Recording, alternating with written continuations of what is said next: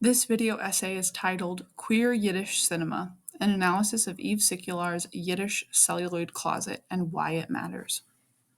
What is the Yiddish celluloid closet?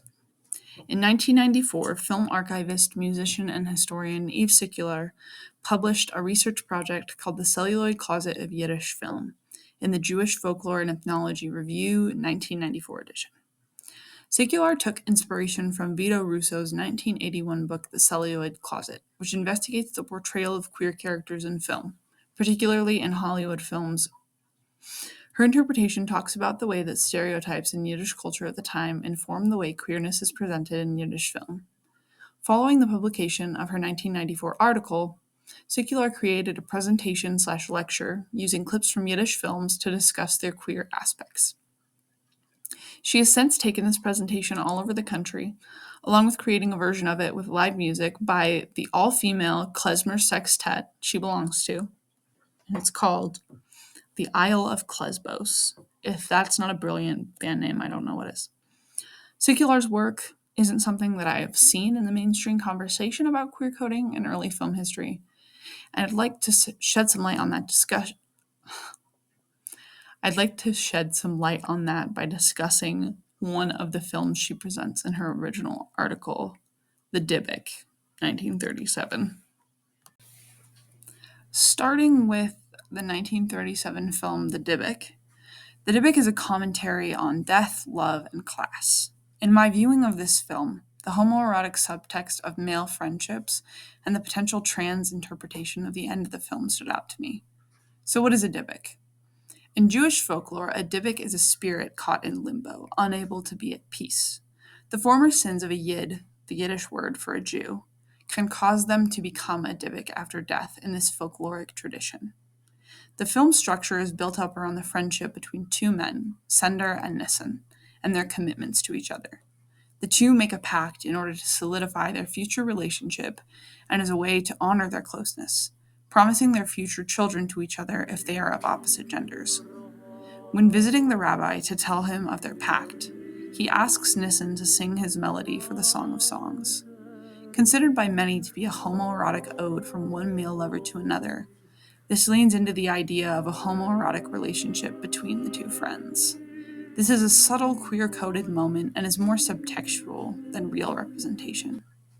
I see this moment as really giving us an opportunity to think about what this song means for the relationship between these two men and how their culture might influence the way that they can express themselves. Because this is subtextual, but it one of the biggest ways that we learn about and analyze queer film is by looking at the subtext. And I think this kind of carries throughout the film, this very close connection between these two men. Nissen and Sender's pact is at least partially fulfilled when their children, a boy and a girl, are born. But when they grow up, Sender chooses to ignore the pact, betrothing his daughter Leah to a man of high status instead of Conan, Nissen's son, who is a poor yeshiva student that Leah loves.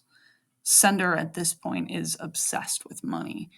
It matters more to him than even his family, and regardless of the pact, he sees this as more of a deal for himself and what kind of assets, what kind of money he can get in marrying Leah off, rather than letting Leah choose for herself. Sender figures out who Conan is because he hears Leah singing Nissen's tune for the Song of Songs and learns that she learned it from Conan.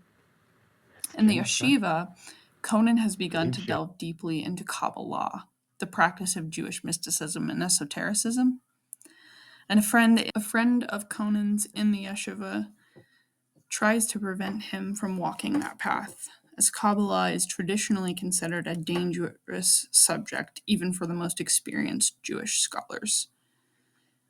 There's some queer coding in this relationship as well.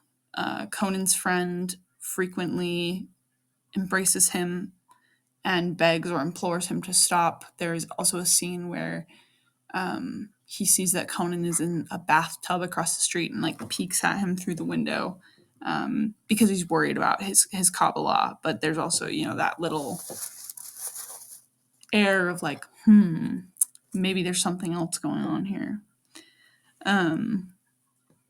So he tries to stop him, but when Conan finds out about Leia's engagement, he tries to summon the devil to help him get her back. He manages to summon Satan, thinking he's won, but he dies right on the spot. Leia falls into a deep depression, but is forced by her family to go through with her wedding to the wealthy young man. This next part is so fascinating to me. It's kind of doesn't necessarily have like an implication on the queerness of the film, but I thought I should talk about it. Traditionally, Jewish weddings have a lot of dancing, and so in this scene, as the wedding starts, Leia is dancing through the square, and she's like miserable. She doesn't want to dance with anybody, and then up comes this like humanoid in like this big white sheet with like a skull mask, and she like dances with them, and it's this like it's supposed to symbolize like her and Conan's connection going like beyond the grave. But that's just a part that I really enjoyed. So if we move on now to the end of the movie, Leia goes to get married, goes to the chuppah, which is it's a wedding canopy. And when she is under the chuppah, she realizes she's still in love with Conan.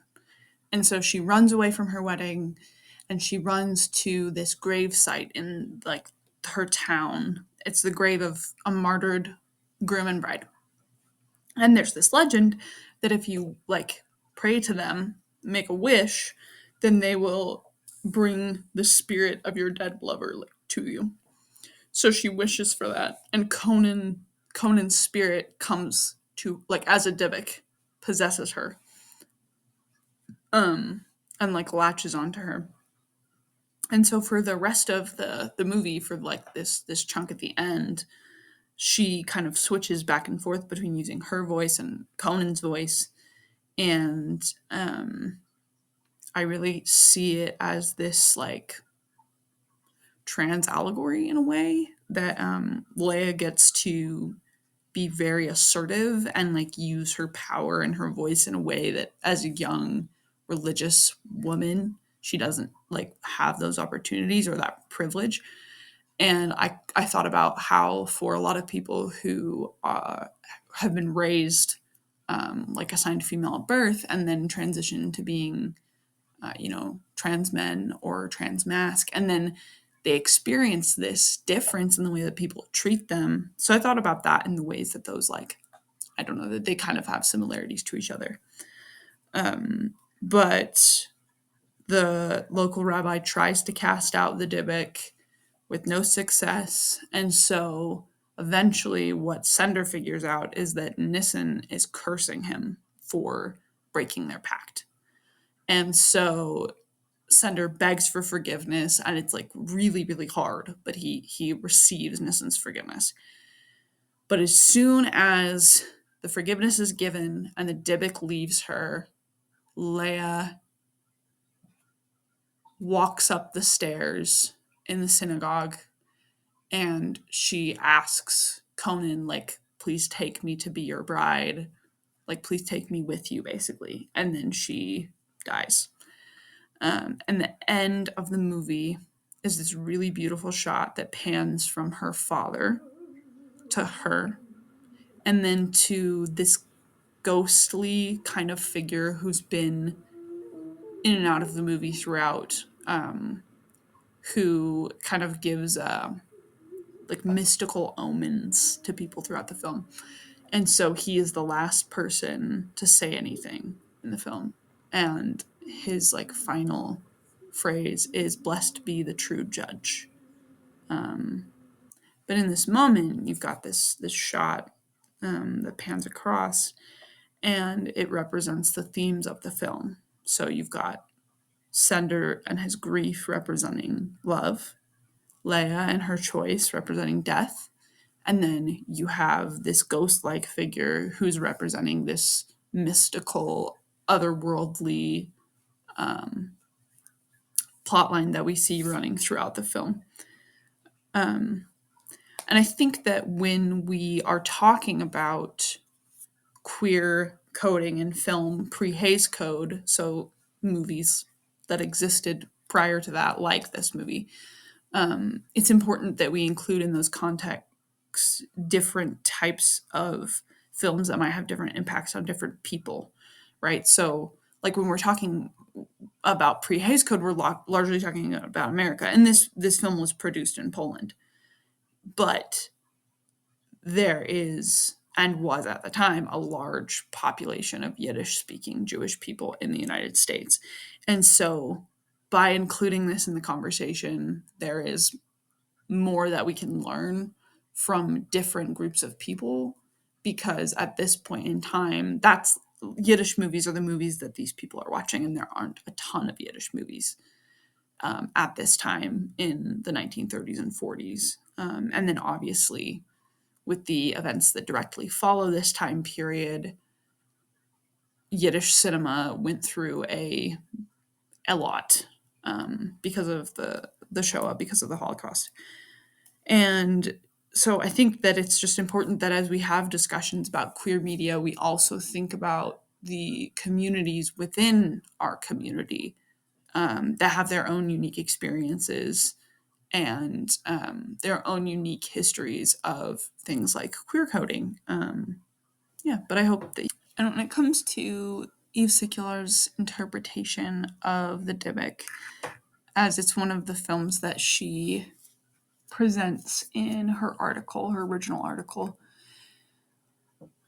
I like this idea she talked about that analyzing queer coding in the Dybbuk has this parallel to analyzing Kabbalah, Jewish mysticism, because they are both hard to grasp, right? Like they're kind of almost metaphysical in the way that we have to search for them. And I thought that was really fascinating. And I think that when it comes particularly to Yiddish cinema, that when we think about it, it's important to remember that Yiddish culture was almost wiped from the face of the earth. And because of all of the things that it has been through, I think it's very important that we acknowledge it as it was and seek to include it in our conversations and help other people understand it, because, it's this culture that it never had the same kind of push behind it again because of the Holocaust. And I think that it's important we include it in our conversations on this topic. But I hope that this was informative and also fun to listen to. I directly reference in this essay Eve Sicular's work, The Yiddish Celluloid Closet. I'll have sources attached to this, but